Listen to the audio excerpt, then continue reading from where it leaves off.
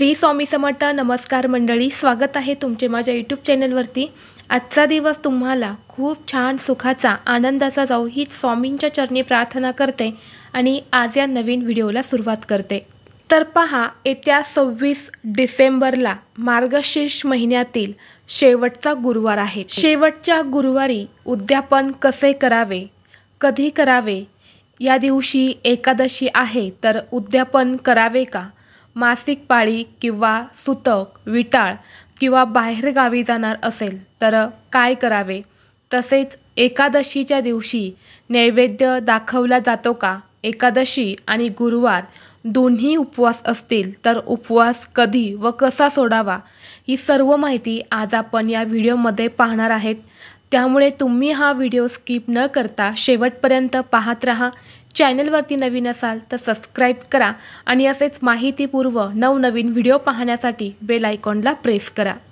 पवित्र मार्गशीर्ष हा महिना 2 डिसेंबरपासून सुरू झालेला आहे आणि या मार्गशीर्ष महिन्यातील 3 गुरुवारसुद्धा झालेले आहेत।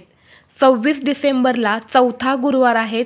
यावर्षी मार्गशीर्ष महिन्यामध्ये 4 गुरुवार पडलेले आहेत, त्यातील 3 गुरुवारचे उपवास हे आपल्याकडून झालेले आहेत आणि यावर्षी चौथा गुरुवार जो आहे तर या दिवशी एकादशी आलेली आहेत। म्हणून सर्वांनाच प्रश्न पडला आहे की एकादशी आली आहे तर मग त्या दिवशी उपवास करावा का आणि देवीला नैवेद्य दाखवावा का किंवा उद्यापन करावे का, कारण एकादशीच्या दिवशी देवांना नैवेद्य दाखवला जात नाही, कारण एकादशी भगवान श्री हरी विष्णूंना समर्पित आहे। म्हणून एकादशीच्या दिवशी उद्यापन करावे का असा सर्वांनाच प्रश्न पडलेला आहे। किंवा मग चौथ्या गुरुवारी कोणी बाहेरगावी जाणार असेल तर त्यांनी काय करावे, किंवा मग मासिक पाळी असेल किंवा कोणताही विटाळ असेल, सुतक असेल तर त्यांनी चौथ्या गुरुवारी उद्यापन करावे का। आपण मागच्या वर्षी अमावस्येच्या दिवशी उद्यापन केलं होतं, तर यावर्षी तुम्ही एकादशीच्या दिवशी देखील उद्यापन हे करू शकता। असं कुठंही सांगितलं नाही आहे किंवा लिहिलेलं नाही की मार्गशीर्ष महिन्याच्या गुरुवारचे उद्यापन एकादशीच्या दिवशी चालत नाही। आता सगळ्यात महत्त्वाचं की एकादशीच्या दिवशी देवांचा उपवास असतो। एकादशीच्या दिवशी भगवान श्रीहरी विष्णू यांची सेवा केली जाते, पण सत्यनारायण केलं जात नाही। पण तुम्ही मार्गशीर्ष महिन्यातील गुरुवारच्या देवी लक्ष्मीचे उद्यापन एकादशीच्या दिवशी अवश्य करू शकता, जर तुमची इच्छा असेल तर। आता समजा एखाद्या स्त्रीचे एकादशीचे उपवास असेल आणि मार्गशीर्ष गुरुवारचं व्रत देखील असेल तर मग त्यांनी काय करायचं आहे, पौष महिन्याच्या पहिला गुरुवारी तुम्ही हे उद्यापन करू शकता। शेवटच्या चौथ्या गुरुवारी तुमचे एकादशीचे व्रत असेल तर तुम्ही शुक्रवारी उपवास सोडावा। गुरुवारच्या रात्री काहीतरी गोड किंवा फळ, दूध खायचं आहे आणि शुक्रवारी तुम्हाला एकादशी जी आहे तर ती सोडायची आहे, कारण भगवान श्रीहरी विष्णूंना एकादशी समर्पित असल्यामुळे एकादशीचे अर्धे व्रत जे आहे तर ते करत नाही। म्हणजेच आपल्याकडे म्हणतात की एकादशी लंगडी करत नाही, त्यामुळे एकादशीचे व्रत हे रुजू होत नाही। म्हणून एकादशीच्या दिवशी संध्याकाळी म्हणजेच चौथ्या गुरुवारी काहीतरी फल आहार घेऊन तुम्हाला शुक्रवारी हा उपवास जो आहे तर तो सोडायचा आहे।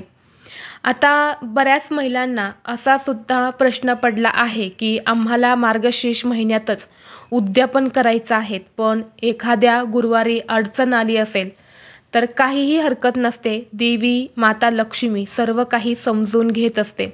पौष महिन्याच्या पहिल्या गुरुवारी तुम्ही उद्यापन करू शकता। पौष महिना अजिबात वाईट नसतो। पौष हा महिना भगवान सूर्यनारायणाला समर्पित असतो। भगवान सूर्यनारायणाची मनोभावे पूजा केली जाते। सर्व महिला सूर्यनारायणाची पूजा करतात, मनोभावे रविवारचे सूर्यनारायणाची व्रत करतात। त्यामुळे पौष महिन्याला वाईट समजू नका। तुम्ही पौष महिन्याच्या पहिल्या गुरुवारी मार्गशीर्ष गुरुवारच्या व्रताचे उद्यापन हे नक्कीच करू शकता। जर तुमचे एकादशीचे व्रत असेल किंवा मासिक पाळी असेल किंवा तुम्ही बाहेरगावी जाणार असेल तर पौष महिन्याच्या पहिल्या गुरुवारी व्रताचे उद्यापन हे तुम्ही नक्की करू शकता। आणि जर मार्गशीर्ष महिन्याच्या गुरुवारी उद्यापन करणे जमलं नाही तर पौष महिन्याच्या पहिल्या गुरुवारी उद्यापन करू शकतात, त्यातसुद्धा काही अडचण नाही. काही महिलांचा असाही प्रश्न आहे की तिसऱ्या गुरुवारी उद्यापन करावे का, कारण चौथ्या गुरुवारी बाहेर जाणार आहे किंवा मासिक धर्म येणार असेल तर मग आम्ही तिसऱ्या गुरुवारी उद्यापन करावे का. तर अशा महिलांनी सरळ काय करायचं आहे, पौष महिन्यातील पहिला गुरुवार असणार आहे तर या दिवशी उद्यापन करायचं आहे. चौथ्या गुरुवारी जर तुम्ही बाहेर जाणार असाल तर त्या दिवशी तुम्ही पूजा नाही मांडली, फक्त उपवास केला तर नक्की करावा. आणि पौष महिन्यातील पहिल्या गुरुवारी 7 सुवासिनींना किंवा 7 कुमारिकांना बोलावून तुम्ही उद्यापन करायचे आहेत. 7 महिलांची ओटी भरावी, काहीतरी गोड खायला द्यावे, प्रत्येक महिलेच्या हातामध्ये एक फळ हे नक्की द्यावं, व्रताची पुस्तिका देऊन यथाशक्ती उद्यापन करावं, भक्तिभावाने देवीची पूजा करावी, देवीला क्षमा मागावी की माझ्याकडून काहीतरी चुकलं असेल तर मला माफ कर. बऱ्याच ठिकाणी उद्यापनाच्या दिवशी महालक्ष्मी व्रताचे ग्रंथसुद्धा वाटले जातात. काही महिला त्या ग्रंथाचा मान सन्मान ठेवत नाहीत, त्या महिला टाकून देतात किंवा इकडे तिकडे घरामध्ये ग्रंथ पडलेला असतो आणि मग लहान मुले ते फाडू शकतात. अशा प्रकारे तुम्हाला ग्रंथाचा अपमान होतो की जी महिला ग्रंथाचा मान सन्मान ठेवणार आहे, पुढच्या वर्षी व्रत करणार असेल तर अशाच महिलांना तुम्ही ग्रंथ द्या. जी व्यक्ती त्यांचा मान सन्मान ठेवू शकते, व्रत पुस्तिका देण्यामागचे एकच उद्देश असतो की त्यांनी देखील मार्गशीर्ष महिन्यातील गुरुवारची व्रत जी आहे तर ती करावी. आणि जर व्रत पुस्तिकाचा मान सन्मान राहणारच नसेल तर तुम्ही अशा व्यक्तींना हे व्रत पुस्तिका जे आहे तर ते अजिबात देऊ नका. त्यांनी देखील मार्गशीर्ष गुरुवारचे व्रत करावे म्हणून हे व्रत पुस्तिका जी आहे तर ती द्यायची असते. जर तुमचे गुरुवारचे व्रत असेल आणि जर तुम्हाला एखाद्या व्यक्तीने शेवटच्या गुरुवारी उद्यापनासाठी जेवायला बोलवले तर त्यांच्या घरी जावा आणि जेवण करा. असं अजिबात मनात ठेवू नका की माझा उपवास आहे आणि मी माझा उपवास माझ्या घरीच सोडणार आहेत, कारण तुम्ही लक्ष्मी स्वरूपात त्यांच्या घरी जाणार असतात. हा मान मिळायला देखील खूप भाग्य लागतं, म्हणून महिलांनी कृपया असं करू नका. जर कोणी तुम्हाला जेवणासाठी बोलवलं तर तुम्ही नक्कीच जावा, पण जर तुम्हाला खरंच त्रास होत असेल, सतत खाणं जमत नसेल, पित्ताचा त्रास होत असेल किंवा गोडधोड तुम्हाला खाणं जमत नसेल तर तुम्ही तसं सांगू शकता, परंतु असं अजिबात करू नका की तुम्हाला कोणी बोलवलं आणि तुम्ही नाही म्हटलात. मी माझा उपवास माझ्या घरीच सोडणार आहेत असं अजिबात तुम्हाला करायचं नाही. तुम्ही तुमच्या घरी देवीला नैवेद्य दाखवा आणि त्यांच्या घरी जाऊन तुम्ही उपवास सोडू शकता. आणि सगळ्यात महत्त्वाचं म्हणजे या दिवशी तुमच्या घरी कोणतीही स्त्री आली तर तिला अन्नदान अवश्य करा, तिचा मान सन्मान करा. मग ती वयोवृद्ध स्त्री असेल किंवा विधवा स्त्री असेल तरी तिचा मान सन्मान हा तुम्हाला अवश्य करायचा आहे. तिला गोडधोड खायला द्यायचं आहे, कारण या दिवशी देवी लक्ष्मी कोणत्याही रूपामध्ये आपल्या घरी येऊ शकते. मार्गशीर्ष महिन्यातील गुरुवारी 7 वेळा आपल्या घरामध्ये लक्ष्मी ही येत असते. काही जणांचं असंही म्हणणं आहे की मार्गशीर्ष गुरुवारचे उद्यापन हे मार्गशीर्ष महिन्यातच करावे, तर असं अजिबात नसतं. एखादा गुरुवार राहिला तर तुम्ही पौष महिन्यातील पहिल्या गुरुवारी जे आहे तर ते उद्यापन करू शकता. व्रत आणि उपवास मागील कारण हेच आहे की मार्गशीर्ष महिन्यात देवीच्या सात्विक लहरी पृथ्वीवरती जास्त सक्रिय असतात, म्हणून महालक्ष्मीची जास्तीत जास्त आपल्याकडून सेवा घडावी आणि ती आपल्यावरती प्रसन्न होऊन आपल्या घरामध्ये कायमची वास्तव्य करावी, यासाठी महालक्ष्मीची मनोभावे सेवा करावी. देवी लक्ष्मी ही सर्व काही समजून घेत असते. पण कधी कधी काय होतं की शहरामध्ये उद्यापनासाठी 7 महिला मिळणे देखील कठीण होऊन जातं.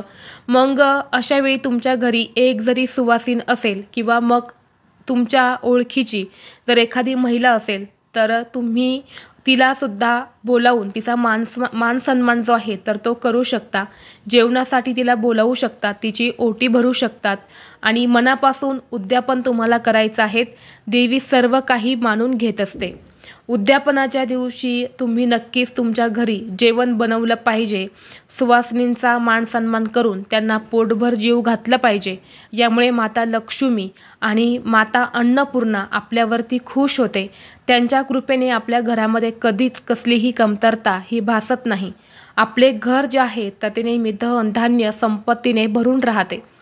उद्यापनाच्या दिवशी सुवासिनींचे उष्टे ताट आपल्या घरी पडलंच पाहिजे, अशी पूर्वपार परंपरा जी आहे तर ती चालत आलेली आहे. कारण मार्गशीर्ष महिन्यामध्ये दानाला खूप महत्त्व आहे आणि यामुळे 1, 2, 5, 7 तुम्हाला जेवढे जमेल तेवढे यथाशक्ती जेवण अवश्य द्या. एका सुवासिनीला जेवण घातलं तरीसुद्धा चालते. ज्यांचे एकादशीचे व्रत नाही त्यांनी उद्यापन केलं तरी चालेल. आणि जर मासिक धर्म आला असेल तर त्यांनीसुद्धा पुढच्या गुरुवारी उद्यापन जे आहे तर ते करायचं आहेत. किंवा कशाचा विटाळ असला, सुतक असलं तरीही त्यामधून बाहेर पडण्यासाठी 10 ते 12 दिवस आपल्याला लागतातच. मग त्यांच्यामध्ये तुम्ही मांडणी करून चालणार नाही. तुम्ही फक्त उपवास करायचा आहेत. तुम्ही देवीची सेवा करावी, नामस्मरण करावे, मनोभावे व्रत करा. परंतु काही अडचणींमुळे जर आपल्याला हे करणं जमत नसेल तर विनाकारण मनामध्ये काहीही शंका तुम्ही आणू नका. उपवास केला आणि मांडणी नाही केली आणि जर तुम्हाला बाहेर गावी जावं लागलं, तुम्ही तुमच्या मुलीच्या घरी गेला, सुनेच्या घरी गेला किंवा पाहुण्यांच्या घरी गेला तर तिकडे जाऊन सेवा केली तरीसुद्धा चालते. पण सेवा ही खूप महत्त्वाची आहे. तसं तर कुठलाच महिना वाईट नसतो, पौष महिना देखील वाईट नसतो. त्यामुळे तुम्हाला जर एकादशीच्या दिवशी व्रताचे उद्यापन करावेसे वाटले नाही तर तुम्ही पौष महिन्याच्या पहिल्या गुरुवारी व्रताचे उद्यापन हे नक्कीच करू शकता. देवी सर्व काही मानून घेते. देवी फक्त आपली श्रद्धा आणि भक्ती पाहत असते. त्यामुळे तुम्ही मनामध्ये कोणतीही शंका कुशंका न आणता पौष महिन्यामध्ये उद्यापन केले तरीसुद्धा चालते. जर तुम्हाला हा व्हिडिओ आवडला असेल तर लाईक करा. चॅनेलवरती नवीन असाल तर सबस्क्राईब करा आणि हा व्हिडिओ आपल्या मित्रपरिवारासोबत जास्तीत जास्त शेअर करा. चला तर मग भेटू असंच पुढल्या एका नवीन व्हिडिओमध्ये. तोपर्यंत सर्वांना श्री स्वामी समर्थ.